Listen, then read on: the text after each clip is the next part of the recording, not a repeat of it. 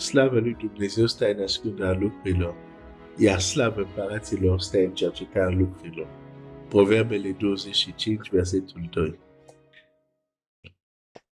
Fără să te las să aștept, hai să citim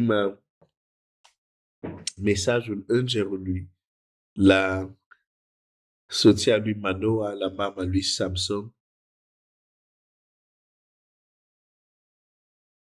La capitolul 2, nu, la capitolul 13, din Cartea Judecătoare, la versetul 2, citim așa. Era un om din țara din familia daniților care se chema Manoa. Nevasta sa era ștearpă și nu naștea. Îngerul Domnului s-a arătat femeii și a zis, iată, tu ești ștearpă și n-ai copii, dar vei rămâne însărcinată și vei naște un fiu. Dar vei rămâne însărcinat. Dar vei rămâne însărcinat și vei naște un fiu. Am văzut în Scriptura că este modul în care Dumnezeu va lucra în diverse împrejurări. În cazul copilor lui Israel aici, sub dominația filistenilor, soluția lui Dumnezeu, modul cum va lucra Dumnezeu, este ca o femeie să fie însărcinată, să rămână însărcinată. Și fiul care va naște este soluția lui Dumnezeu. Când ne uităm, de exemplu, la copilul lui Israel care strigă în sclavie în Egipt, răspunsul, uitați care este, știu că știi deja răspunsul, dar hai să-l vedem cum Scriptura îl prezintă.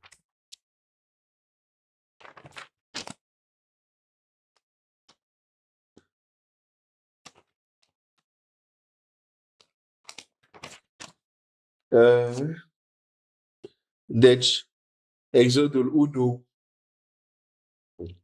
avem contextul cum egiptenii au încercat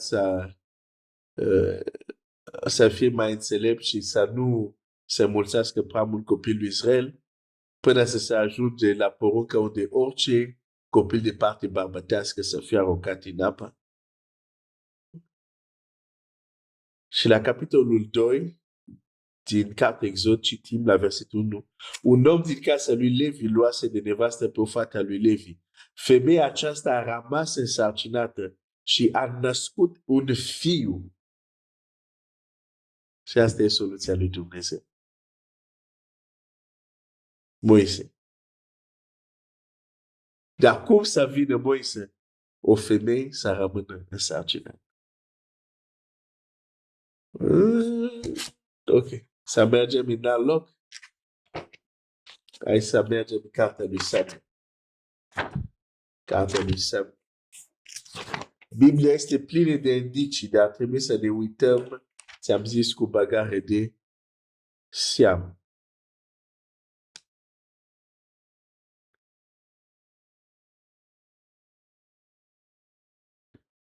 Când Israel este în declin spiritual, în cartea lui Samuel, Samuel, capitolul 1, și la versetul 20.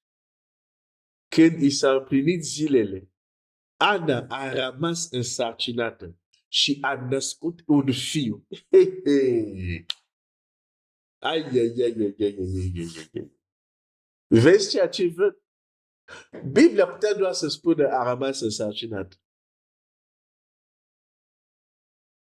Dar vine această expresie, a rămas însărcinată și a născut un fiu. Cum vedem pentru mama lui Moise, cum vedem pentru mama lui Samson. Și aici era soluția lui Dumnezeu, Samuel. Dar începe cu o femeie care rămâne însărcinată. Unde să ne mai duce? Unde să ne mai duce?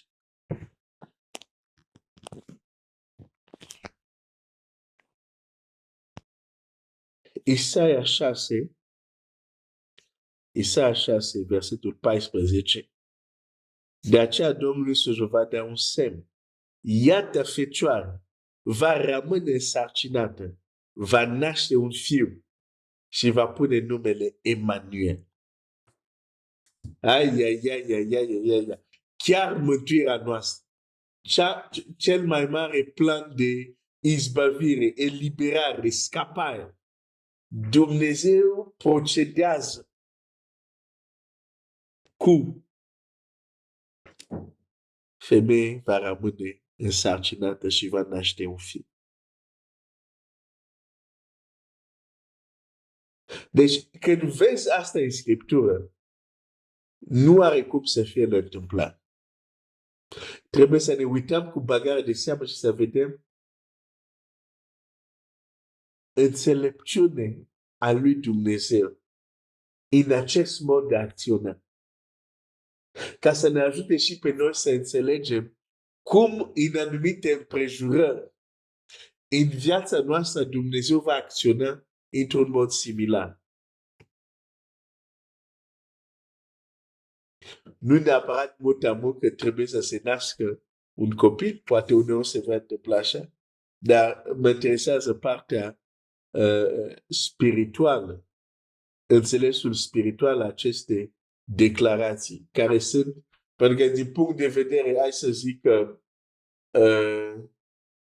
fizic, dacă mă uit doar la contextul fizic, e ca și cum tema aceasta ar privi doar pe femei.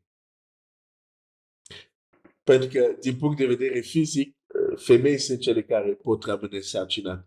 Dar, din punct de vedere spiritual, și femei și bărbați pot fi însărcinate. De ce? Pentru că atât femei și bărbați pot naște din ei lucru. Din punct de vedere spiritual. Dar este interesant acest mod de acțiune al lui Dumnezeu. E o criză, e o problemă. Tu zici, ok. Poporul e sclavie de 400 de ani sau aproape ceva de genul ăsta bun. Știu care este soția. Soluția, am vrut să zic. Știu care este soluția. Soluția va fi o femeie care va fi însărcinată, va naște un fiu.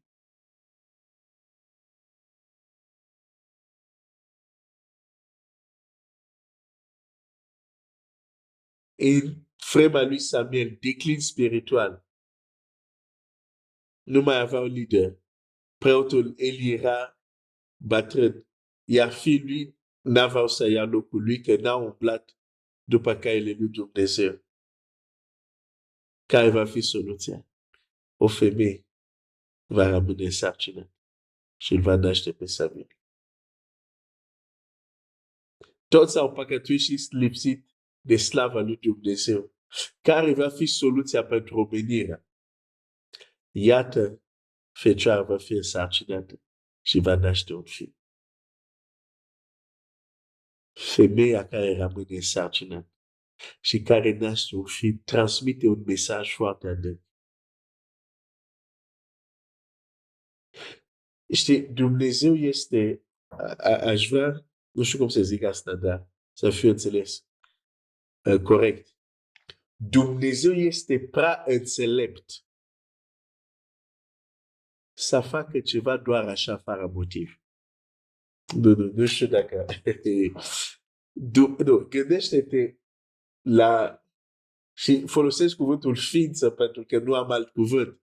Nici nu e o ființă că nu a fost creată. Dar gândește-te, în acest moment, Dumnezeu cunoaște tot ce este în inima mea, în inima ta, în inima, peste tot locuitor globului și nu numai.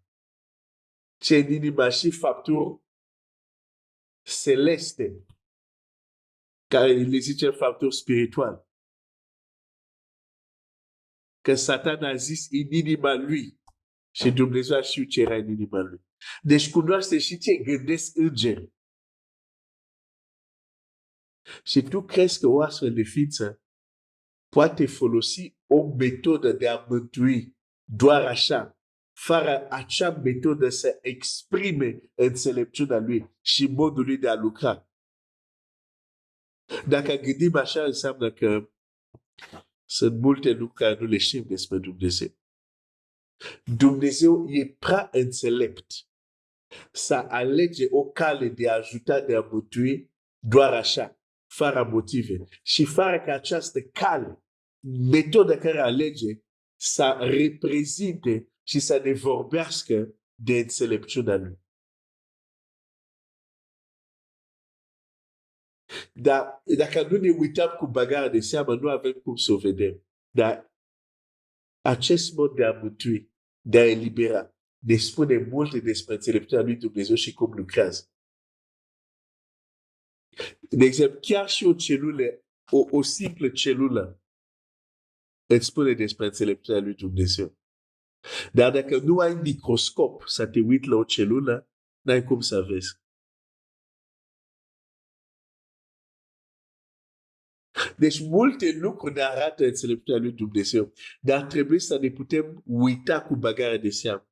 Un microscop ajută, de exemplu, cineva în laborator să se uite cu băgare de seamă la o celulă și vede tot fel de mecanisme inteligente și își dă seama că celula este inteligentă. De ce? Cel care a făcut-o exprimă inteligența lui, înțelepciunea lui.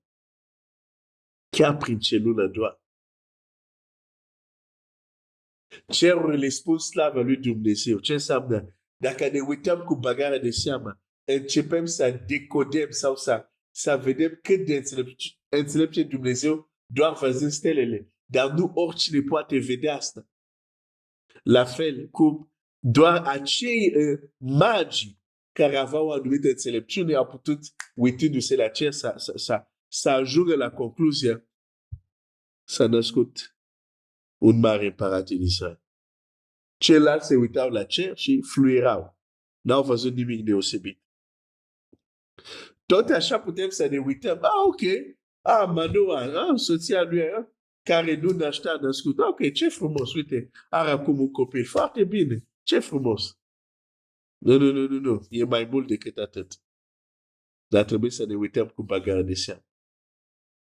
Chiar când ne ducem în Geneză, când Dumnezeu spune șarpelui, semânța femeii îți va zdrobi capul, înțelegem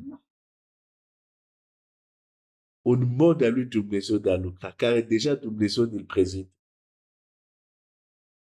Și e important să ne uităm cu băgare de seamă să înțelegem anumite lucruri. Că atunci când ne aflăm în anumite împrejurări, când vedem anumite indicii sau semne, putem deja să ne dăm seama ce urmează. Pentru că înțelegem cum lucrează Dumnezeu. Și putem să ne dăm seama ce Dumnezeu chiar așteaptă de la noi. Mă opresc aici astăzi și hai să ne uităm la această frază, la această cale care Dumnezeu a folosit-o de mai multe ori în Scriptură pentru a aduce eliberare. Să vedem ce putem învăța despre cum lucrează Dumnezeu.